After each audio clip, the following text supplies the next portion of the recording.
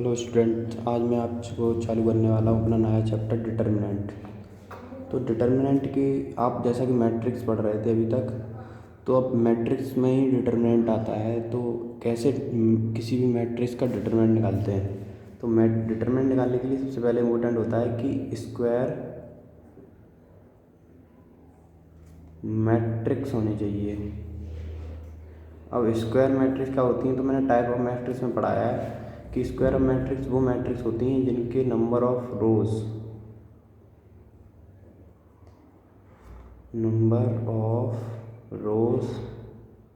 Equal होते हैं number of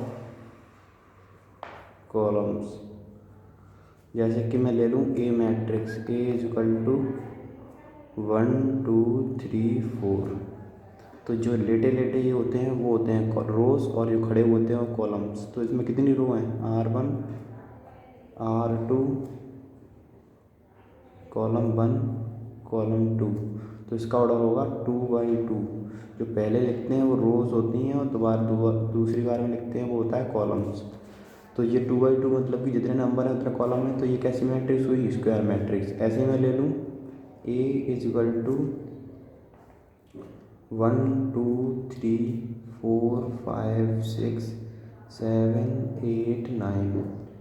तो इसमें देखो, एक रो, दूसरी रो, तीसरी रो, पहला कॉलम, दूसरा कॉलम, तीसरा कॉलम।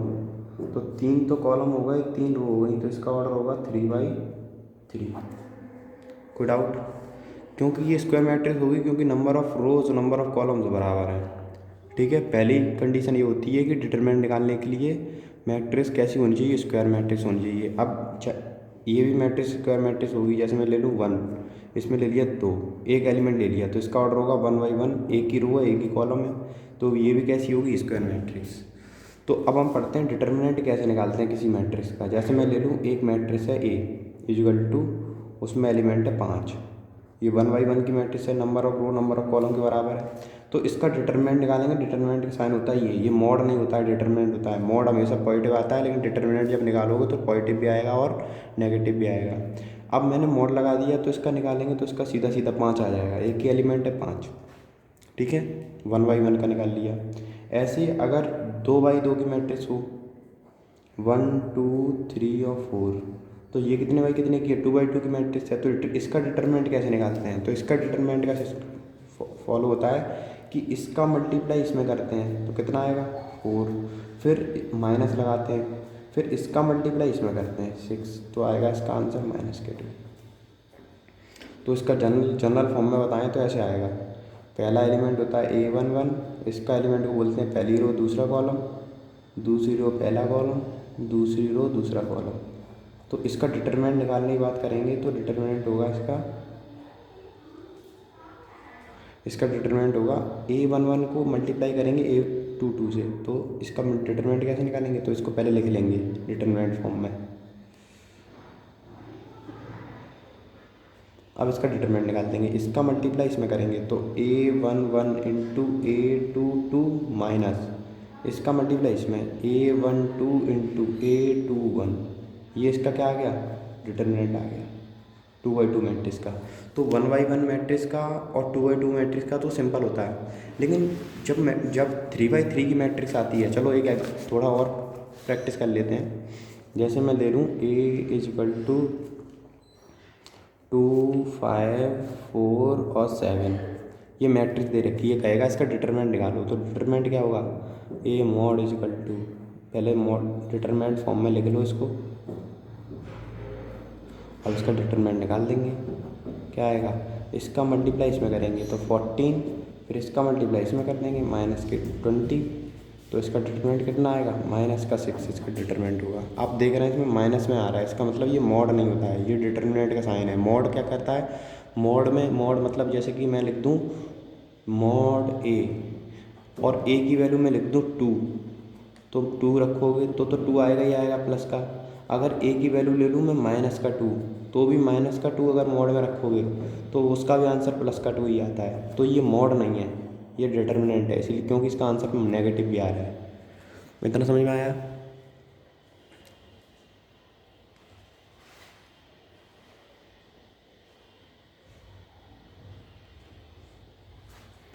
चलो अब हम पढ़ते हैं 3x3 मैट्रिक्स। 3x3 मैट्रिक्स को लेके चलते हैं।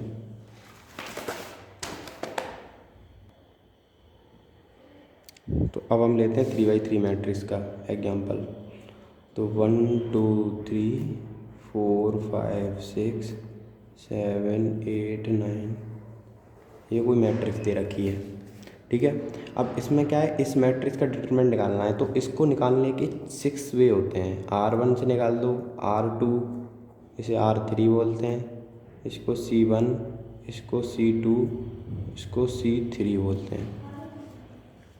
अब देखो यहाँ पे एक तो क्वेश्चन में बोल रखा होगा इसको एक्सपेंड करो C1 से या C2 से या C3 से या R1 से R2 से R3 से, कुछ नहीं बोल रखा होगा तो हम कहीं से निकाल लेंगे। तो मैं तुमको क्या है, मैं हर एक तरीका बताता हूँ, फिर वो बोलेगा वैसे करेंगे, और जैसे जनरली हम R1 से करेंगे। तो पहले हम R1 से करते हैं। तो लिखेंगे एक्सपेंड y R1, तो R1 से एक्सपेंड कर दो। तो R1 से एक्सपेंड करने का मतलब क्या है, R1 को लेंगे और करने का वे कैसा है इसको देखो। R1 का पहला एलिमेंट 1 है, इस पर क्रॉस बना दो, इसको और इसको, इनको छोड़ दो, इसका पहला एलिमेंट उठा लो 1, पहला एलिमेंट उठा के यहाँ लिख लिया और क्रॉस बना दो। जो मैं क्रॉस बना रहा हूँ वो एलिमेंट छोड़ के जो है वो लिख दो। अब जो बताओ, ये पहला एलिमेंट है, इसका A11 है, A11 है, तो A1 और 1 को ऐड करो, कैसा आ रहा है, E1 के ऑड, तो E1 नंबर आ रहा है, इसलिए यहाँ पे प्लस लेंगे, ठीक है, प्लस लेंगे। उसके बाद फिर दूसरे पे चलते हैं। दूसरा वाला एलिमेंट मेरा कौन सा होगा, 1 2, कैसा आएगा, 1 और 2 को ऐड करके 3 कैसा है, ऑड है, इसलिए इसको माइनस लेंगे, माइनस, और फिर ये 2 उतार दो। फिर क्या करो, जिस एलिमेंट पे दूसरे वाले खड़े हो, दूसरे पे खड़े होकर क्रॉस बना दो। क्रॉस बनाओगे तो क्या बचेगा, 4 7 6 और 9 ये बचेगा, इसको बन रहने दो। अब क्या करो, अगले में चलते हैं, 3 को उतार दो। अब 3 की जो पोजीशन है वो क्या है, 1 और 3, इनको ऐड करो, 1 और 3 4 आएगा, जो एक इवन नंबर है, इसलिए प्लस, ठीक है। अब क्या करो, इस पर खड़े होकर क्रॉस बना दो, ये और ये नहीं लेने हैं, जो लेने हैं वो ले लो। अब क्या सॉल्व कर लो, इसका मल्टीप्लाई इसमें करोगे, 9 5 9 जा 45 माइनस 48 इंटू 1 माइनस 2। 4 का मल्टीप्लाई 9 में करोगे तो 36 माइनस इसका 7 5 जा 35 7 6 जा 42 प्लस 3 4 का 8 में करो आएगा 32 माइनस,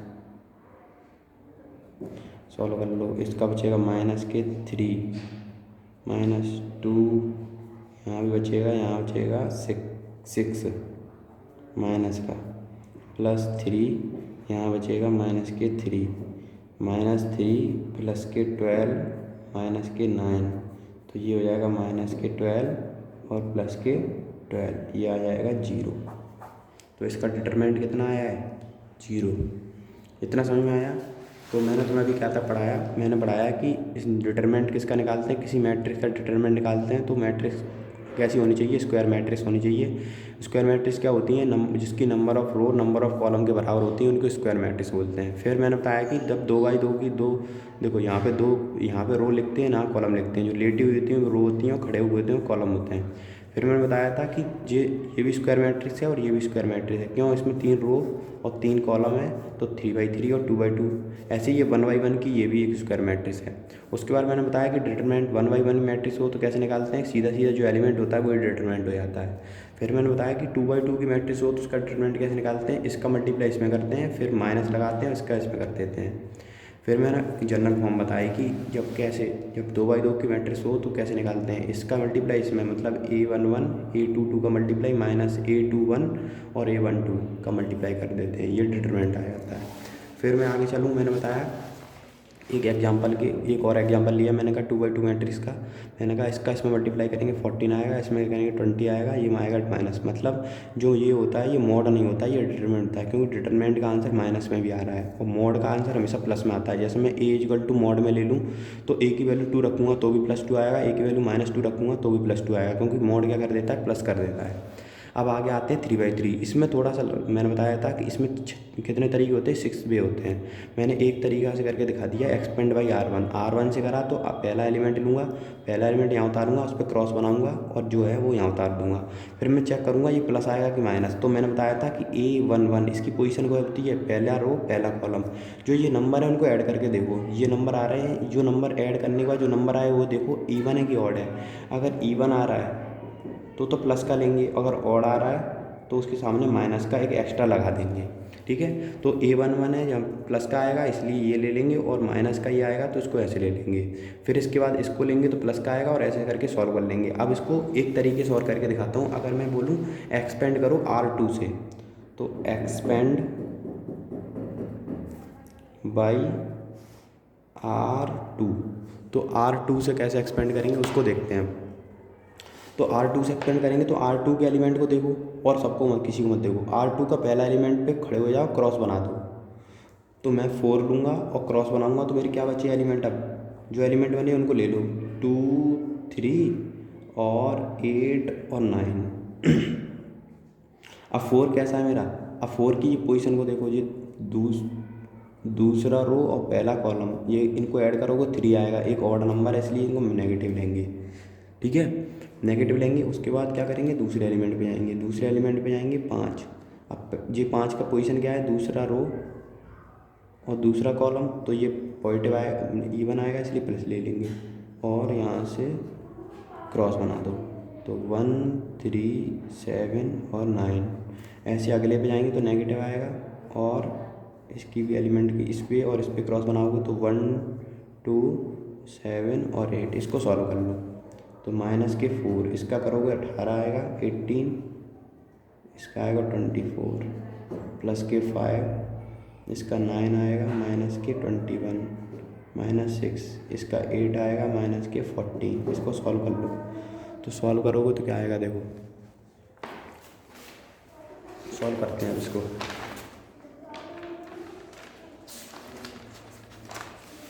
माइनस के 4,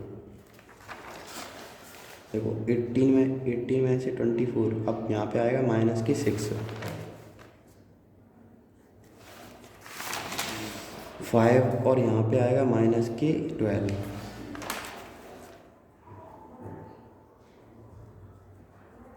ऐसे यहाँ पे देखो -6 और यहाँ पे बचेगा माइनस के 4, तो -6 इंटू माइनस के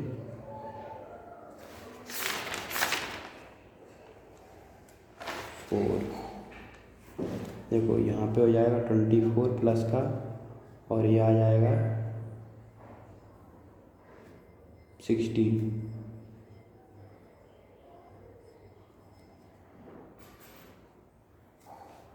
ये आ जाएगा 24।